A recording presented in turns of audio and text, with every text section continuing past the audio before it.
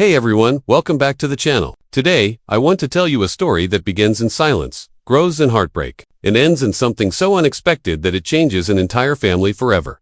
The day the billionaire's son was born, the private hospital floor was locked down tighter than a vault. Security guards lined the hallways, doctors whispered behind glass walls, and the air smelled of antiseptic and money. This wasn't just any baby. This was the only son of Alexander Wren, one of the richest men in the country, a man whose name alone could move markets in silence. Rooms. Alexander stood outside the delivery room with his hands clenched so tight his knuckles were white. He'd conquered boardrooms, outsmarted rivals, and built an empire from nothing. But in that moment, he was just a man waiting to hear his child cry.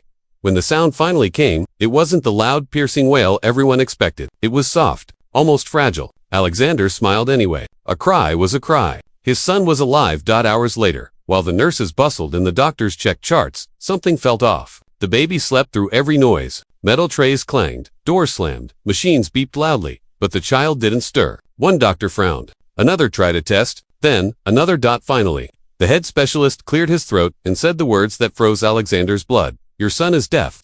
The room went silent. No machines, no whispers, no breathing seemed loud enough to break that moment. Alexander stared at the tiny bundle in the crib. Deaf. The word echoed in his head, like a verdict. He asked every question money could buy answers to. Were they sure? Could it be temporary? Were there surgeries, treatments, experimental programs anywhere in the world? He didn't care about cost. He'd pay anything. The doctors were gentle but firm. Congenital deafness, profound, permanent. Alexander nodded slowly, like a man absorbing a financial loss, but inside something cracked. This was the one thing he couldn't fix with money. In the weeks that followed, the mansion that once echoed with parties and laughter became quiet. Too quiet. Alexander's wife withdrew into herself, spending hours holding the baby, tears silently streaming down her face. Alexander buried himself in work, flying to meetings, signing deals, pretending control still existed. Staff tiptoed around the house, afraid to say the wrong thing. Except for one person. Her name was Alina. Alina was the maid. She'd worked in the house for years, long before Alexander became a billionaire. She was older. The kind of woman who moved gently through rooms as if she belonged everywhere and nowhere at once. While everyone else avoided the nursery, Alina lingered. She cleaned quietly, hummed soft tunes, and watched the baby with thoughtful eyes. She noticed things others didn't. How his fingers twitched when she brushed past. How his eyes followed vibrations on the floor. How he smiled, not at sounds, but at movement. One afternoon, Alexander walked past the nursery and saw Alina sitting beside the crib, holding the baby's tiny hands. He was about to snap at her for wasting time when he noticed something strange. The baby was laughing. Not crying, laughing. Wide smile, bright eyes, full joy. Alexander froze in the doorway. His son rarely laughed. Doctors said it was normal, that deaf babies often responded differently. But this looked different. Alina didn't notice Alexander at first. She gently tapped the crib, creating a soft vibration. The baby kicked his legs. Delighted. Alexander cleared his throat. Alina looked up, startled, and immediately stood. "I'm sorry, sir," she said softly. "I was just..." "What did you do?" Alexander asked. Alina hesitated. "Nothing wrong. I was just communicating." Alexander frowned. "Communicating how?" "He can't hear." Alina smiled sadly. "There are other ways to listen." Alexander dismissed it as nonsense. Still, something stayed with him.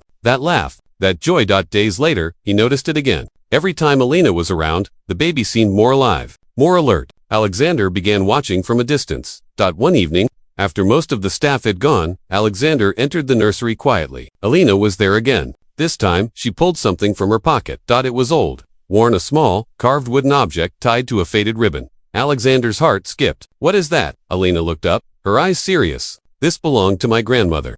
Alexander stepped closer, curiosity overcoming irritation. "What does it do?" Instead of answering, Alina gently placed the object in the baby's hand. Then she tapped the floor rhythmically with her foot. The baby's fingers curled around the wood. His eyes widened. His breathing changed. Then he did something that made Alexander's breath catch. The baby mimicked the rhythm. His tiny hands squeezed in time with the tapping. Alexander, single quotes as mind raced. Coincidence, reflex, nothing more. But Alina wasn't finished. She began moving her hands in slow, deliberate motions. Shapes in the air. Expressions on her face. The baby followed every movement. Mesmerized. Alexander felt something shift in his chest. "What are you doing?" he whispered. Alina turned to him. "Sign language."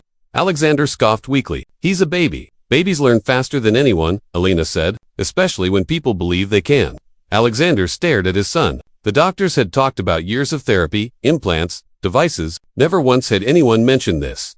How do you know this? He asked. Alina hesitated. Then she took a deep breath. Because my brother was born deaf. Alexander looked at her, really looked at her. For the first time, we were poor, she continued. No specialists, no money. My grandmother taught us signs, rhythms, touch. My brother never heard my voice, but he understood my love. Alexander felt his throat tighten.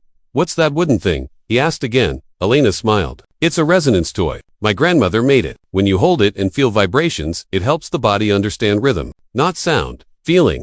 Alexander knelt beside the crib. You're saying, my son can communicate. I'm saying he already is. Alina replied. The room felt smaller, heavier. Alexander reached out, hesitant, and touched the wooden object. It vibrated faintly with Alina's tapping. For the first time since his son's diagnosis, Alexander felt hope. Real hope. The next morning, he summoned specialists from around the world, audiologists, child development experts, deaf educators. They filled the mansion with jargon and caution. Alina stood quietly in the corner. Alexander demonstrated what he'd seen. The vibrations, the signs, the baby's responses. Some experts were skeptical. Others intrigued. One finally said, this is unconventional, but not impossible. Alexander turned to Alina. Can you teach us? Alina's eyes widened. Me, sir. Yes, he said firmly. Teach my family. That day changed everything. The mansion transformed. Walls once decorated with art were now filled with visual cues. Staff learned basic sign language. Floors were modified to carry gentle vibrations. The nursery became a place of movement, touch, and connection. Alexander learned to speak with his hands. Awkward at first, clumsy, but determined. His wife watched, tears streaming, as her son responded to signs for love. Mother, safe. Months passed. The boy grew stronger, brighter, curious. He didn't live in silence. He lived in a world of sensation. One night, Alexander sat alone with Alina after the baby fell asleep. Why didn't you tell me sooner? He asked. Alina looked down. Because sometimes powerful people don't listen to quiet voices. Alexander nodded, ashamed.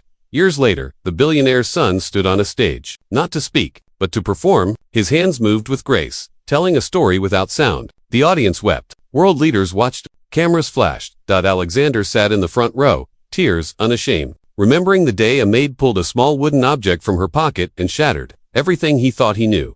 After the performance, reporters asked Alexander about his son's success. He answered simply, my son was never broken. We just had to learn how to hear him. And Alina. She was no longer just the maid, she was family. If this story moved you, if it reminded you that miracles don't always come loud, don't forget to like, subscribe, and share. Sometimes, the most powerful changes begin in silence.